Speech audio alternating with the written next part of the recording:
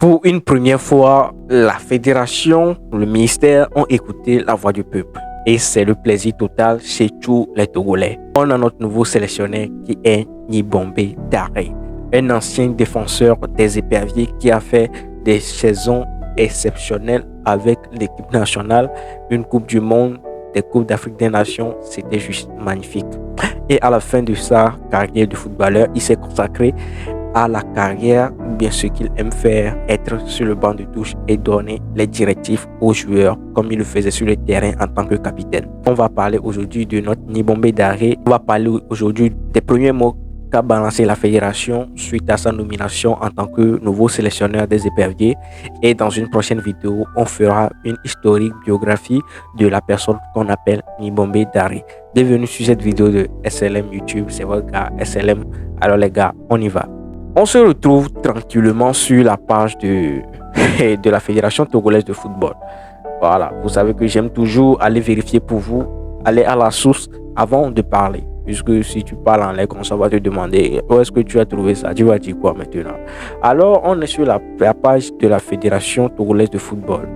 Après la démission de Paulo Duarte le 21 juin dernier, le Togo a en fait trouvé son nouveau sélectionneur. Il s'agit de Nibombe Daré. Officiellement nommé ce lundi 15 juillet par la Fédération Togolaise de Football.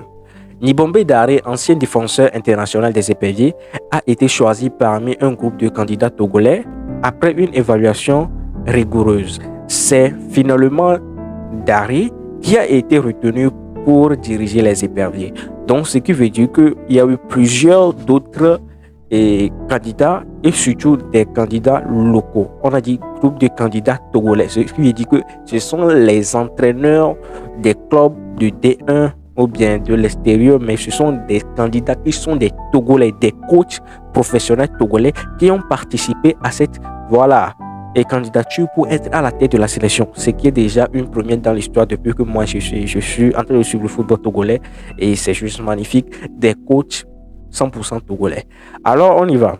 Le nouveau sélectionneur hérite d'une équipe en quête de stabilité et de performance, avec des échéances importantes en perspective, notamment les qualifications pour la Coupe d'Afrique des Nations en 2025 et la Coupe du Monde 2026. Daré aura la tâche ardue de former un groupe solide et cohérent. Déjà, on nous balance les objectifs pour lesquels on est en train de nommer notre général pour la suite. Voilà, et pour l'association de tout ce que Paulo Duarte a fait. Donc, Daré aura cette lourde tâche de conduire l'équipe à une qualification à la CAN qui se tiendra au Maroc, où on ne sait pas trop, mais sûrement qu'on souhaite que ce soit au Maroc, et à la Coupe du Monde 2026. Au cours d'un point de presse, le président de la Fédération Togolaise de Football a rappelé que la FTF était liée à M. Paulo Rebelo Duarte par un contrat qui courait du 1er octobre 2023 à la fin du dernier match de la phase qualificative de la CAN 2025. Ce qui veut dire que normalement le contrat de Paulo Duarte n'est pas encore terminé. Paulo Duarte devait continuer jusqu'à la fin de la phase de qualification et pour la CAN, mais ce qui n'est pas le cas puisqu'il a déposé sa démission. Et cependant, Duarte a activé des clauses contractuelles permettant la rupture de son contrat, quittant ses fonctions le 25 juin dernier. Alors, ça tout le monde l'a déjà su puisque j'ai déjà fait une vidéo là-dessus. Au cours de son passage chez les éperviers, Duarte a dirigé 23 matchs avec un bilan de 6 défaites, 7 victoires et 10 nuls. En match officiel, il a enregistré 5 défaites, 7 nuls et 4 victoires, tandis qu'en match amicaux, son bilan était de 3 victoires, 3 nuls et 1 défaite. Son taux de réussite de 44,93% a été jugé honorable mais insuffisant pour les objectifs de qualification pour la Coupe du Monde de FIFA Qatar 2022 et la CAN pour la Côte d'Ivoire 2023. Le colonel Guy Akpovi, président de la FTF, a souligné l'urgence de trouver un nouveau sélectionneur capable de guider l'équipe nationale vers de nouveaux succès, notamment la qualification pour la phase finale de la CAN de Maroc 2025, dont les éliminatoires débuteront en septembre prochain. Ce qui veut dire exceptionnellement, les éliminatoires de la CAN 2025 va se jouer extrêmement vite. Déjà, on commence en septembre, en novembre, on termine. Ce qui veut dire que le nouveau coach, Garé, aura vraiment la tâche lourde de trouver une équipe lourde pour gagner durant ce temps-là. Et l'on continue en disant, le patron de la fêtière du football national a aussi rappelé qu'auprès des consultations avec le ministère des Sports et des Loisirs, la FTF a lancé un appel restreint aux candidatures réservées aux nationaux. Je l'avais déjà dit. Parmi les nombreuses candidatures reçues, le comité de sélection a minutieusement évalué chaque dossier en se basant sur les compétences, l'expérience et la vision du jeu de chaque postulant.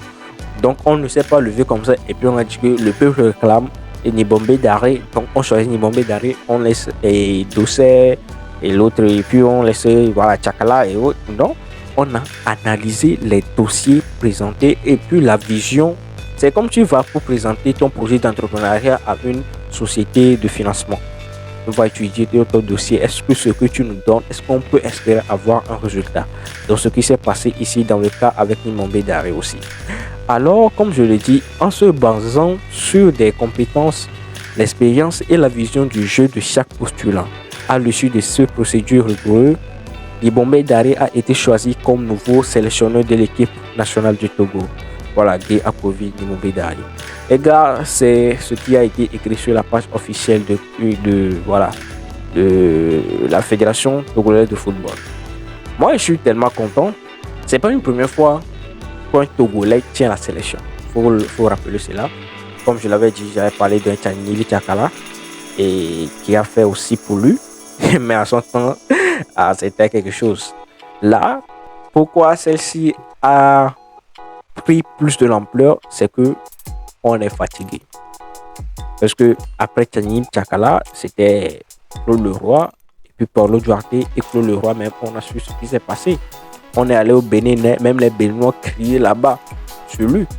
Donc tout ça, à plus des derniers résultats des éperviers, a conduit que la sélection, bien la nomination de Nibombé Daré, c'est comme une résurrection, une lueur d'espoir qui revient pour le football togolais. Et ça fait tellement plaisir. On va voir en septembre. Je serai là toujours, comme vous savez. Moi, je suis là toujours. Les matchs à Kégué, les vlogs, je serai toujours présent pour vous servir du bon et de la qualité. Et n'hésitez pas à me dire ce que vous en pensez dans les commentaires. Moi, je suis là. Fils du peuple.